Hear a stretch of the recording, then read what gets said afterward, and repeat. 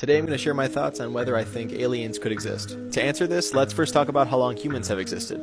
According to Google, this is about 300,000 years. Now, for how long have humans had the technological capacity to communicate with aliens? 50 years? Maybe 100 years? Now, how long has the universe existed?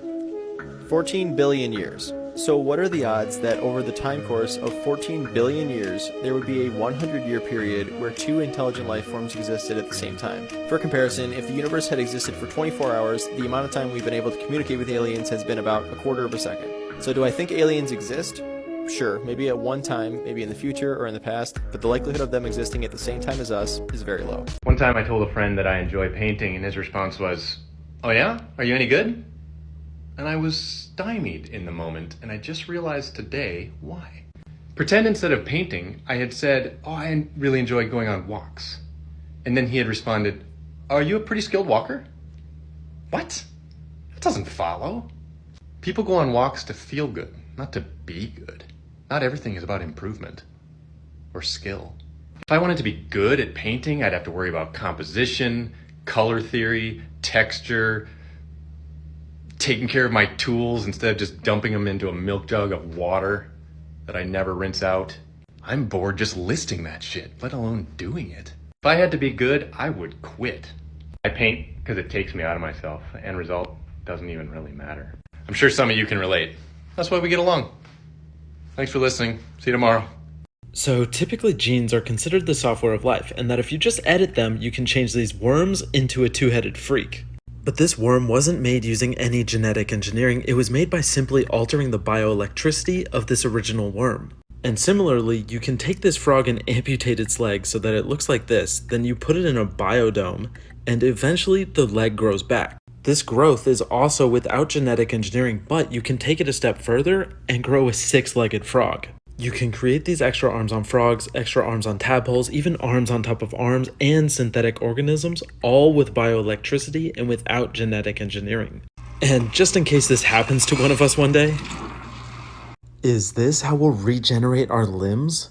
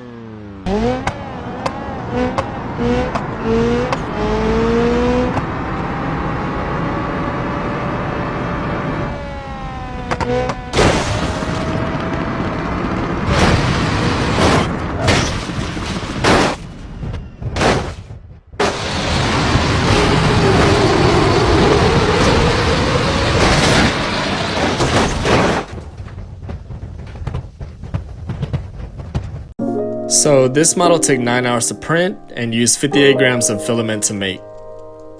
So the cool thing about this model is that it's an optical illusion, meaning depending on your perspective or the angle you're looking down at the model will determine the image or writing that you see. So the question here is love an illusion? Let me know down in the comments.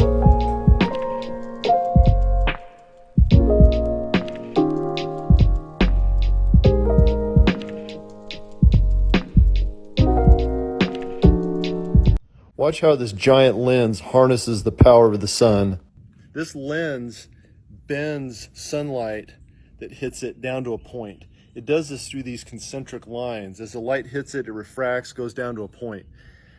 All the light hitting this lens is over 1,000 watts, which is a lot of energy, and it concentrates it down to a point. That's how I can melt copper, melt rocks. This fog demonstrates how this Fresnel lens channels the sunlight to a focal point.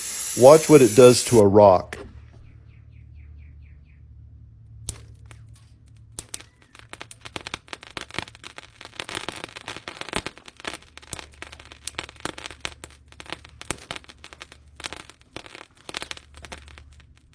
I'm going to use psychology to guess your personality with extreme accuracy. You have a high need for people to like and admire you. You have a tendency to be critical of yourself. You have a great deal of talent that you have not yet used to your advantage. How accurate was I? Let me know in the comments. Have you thought I was accurate? How did I do this? Was I reading your mind? Was this a trick of the Tik Tok algorithm? Nope. This is due to a psychological effect called the Barnum effect, where people tend to read great meaning into vague personality statements. This helps explain why we find horoscopes so convincing, why we believe psychics, and why the results of a BuzzFeed personality quiz seem so accurate to us. This is related to confirmation bias, which is our tendency to interpret information in the world in a way that supports our beliefs, even if that information is meaningless. I'm a psychology researcher. Follow to learn more about psychology. With almost every single video that I post, I get at least one person in the comments saying that they're way too high for all this. I want to talk to just those people right now. Life on this planet started about 3.5 billion years ago. There's some evidence that it might have been a little bit before then, maybe as close as like 4 billion years ago, but at the latest, 3.5 billion years from very basic single-celled organisms all the way up to things like us. The sun is going to explode in about 4, maybe 5 billion more years. That means that life on this planet will be more different from us than we are from those early single-celled organisms. They will be so far beyond advanced and complex and different and weird that we could probably never even imagine what they would actually look like. So have fun imagining what they'd actually look like for the next hour or two. Check out these photos. You're about to experience something called the Thatcher Effect. Here's the first one. And the second one. And the third one. Notice anything strange? Now flip your phone upside down, have another look, and hit like when you see it. I took the hardest exam in the world. So Oxford University is made up of 45 different colleges. These colleges work a little bit like the houses in Hogwarts. So in order to study or teach at the university, you have to be a member of a college. Each of them are unique and wacky in their own way, but there's one in particular which is quite interesting. All Souls College. This college has no undergrads whatsoever. You can only apply to it if you already have an Oxford degree or you're currently studying a postgrad there. The college only lets in 1 to 2 members every year, and it selects these members through what's sometimes called the hardest exam in the world. And this examination's been running since 1878. All applicants have to sit 4 3-hour examinations, 2 specialist papers where you get to choose your subject, and 2 general papers which everyone has to sit. The subjects you can choose from for the specialist paper are classics, English literature, law, history, politics, philosophy, and economics. No sciences, only humanities. So when I was doing my master's in 2018, I thought, I'll have a go at this. Naturally, I picked philosophy. For all of the papers, you get a list of roughly 20 questions, and you get to pick 3 of them to write an essay on. And the questions are brilliant. Some of the questions that appeared in the philosophy paper, which I did, were things like, should we try to define art? Or, do we have reasons to love those that we love? And some of the questions that appeared in my general paper were things like, can satire be constructive?